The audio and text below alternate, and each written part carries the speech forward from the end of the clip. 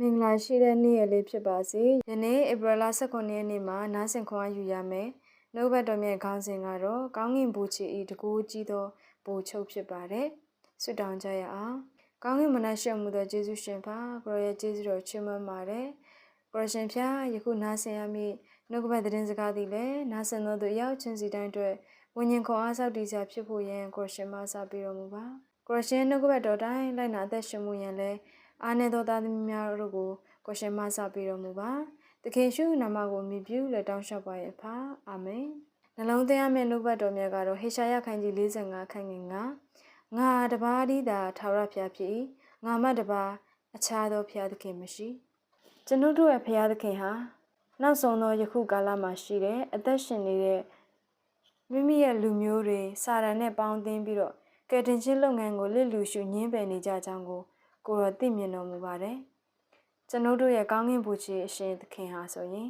ရိုးရှင်းပြီးတော့ရိုးသားမှုနဲ့အမှုတော်ကိုလှုပ်ဆောင်နေတယ်။ပြင်းထန်လည်းရှိတဲ့ပြိပက္ခကြီးကိုဖုံးကွယ်မထားပါ။အန္တရာယ်များသောရင်ဆိုင်တိုက်လံပွဲရဲ့အစီအစဉ်ကို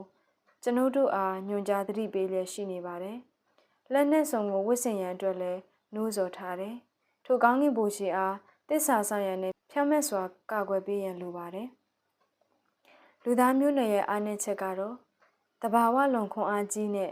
ပြိပက္ခများကြားဖျားရှင်ရှိတော်မူကြောင်းဖျားရှင်တကူကြီးကြောင်းကိုသတိမထားမိကြခြင်းဖြစ်ပါတယ်။ယုံကြည်ခြင်းနဲ့စိတ်ရှည်သီးခံခြင်းထာဝရဘုရားကိုကိုးစားခြင်းဖြင့်အောင်မြင်ခြင်းအပြည့်ရရှိလိမ့်မယ်။ကြီးမားတဲ့စိုးညစ်မှုနဲ့မတမာတဲ့စီလုံးခြင်းတွေဟာ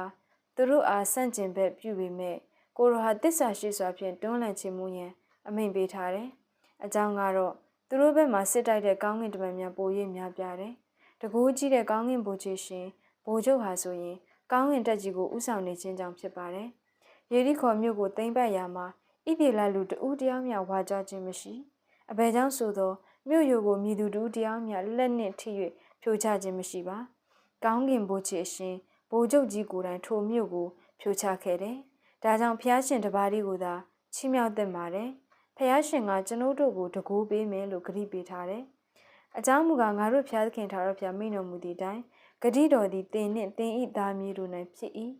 ဆိုပြီးတမန်တော်ခန်းကြီးနှင့်ခန်းငယ်39မှာတွေ့နိုင်ပါတယ်။ကျွန်ုပ်တို့ထံကနေကိုရောအလိုတော်ရှိတဲ့အရာကစွမ်းရည်မဟုတ်ပါ။နှိမ့်ချတဲ့စိတ်နာခံနိုင်တဲ့သဘောစက္ကပ်အသက်ရှင်ခြင်းကိုယ်တိုင်ကြိုးစားခြင်းမျှော်ကြည့်ဆုတောင်းခြင်းစိတ်ရှည်သီးခံလျက်လှုပ်ဆောင်ခြင်းတို့ပဲဖြစ်တယ်။လူတွေရဲ့အပြစ်ကဖျားသခင်ရဲ့ရှေ့မှာအလွန်ညှဉ်းညူးတယ်။သို့သောခရစ်တော်ကမိမိရဲ့ကိုယ်စားတန့်ရှင်တဲ့ဝိညာဉ်တော်ဖျားကိုဆေလွတ်တော်မူတယ်။ကိုရောရဲ့အမှုတော်ကိုစောင့်နေတဲ့သူတွေကိုမဆကူညီစေတယ်။ကိုရောရဲ့အတန်တော်က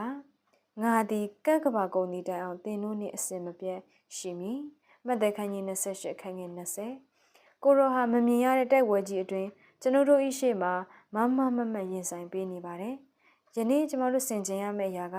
ကိုရောချင်းရဲ့တကူတော်မြတ်ဖြင့်ကျွန်ုပ်ဟာပြိပက္ခရင်ဆိုင်ရတိုင်းကျွန်ုပ်ရဲ့အားနည်းချက်ကိုခွန်အားပေးနေလိမ့်မယ်။ယနေ့ဖျားရှင်ရဲ့အမှုတော်မှာကျွန်ုပ်မြည်သည့်အရာတွေကိုဖြစ်ဆက်ပါဝင်နိုင်ပါသလဲဆိုတဲ့အကြောင်းအရာပဲဖြစ်ပါတယ်။နှုတ်ဘတ်တော်မြတ်ကဒီလောက်ပဲဖြစ်ပါတယ်။နားဆင်သောသူရောက်စီတိုင်းပေါ်ဖျားရှင်ကောင်းကြီးပေးပါစေ။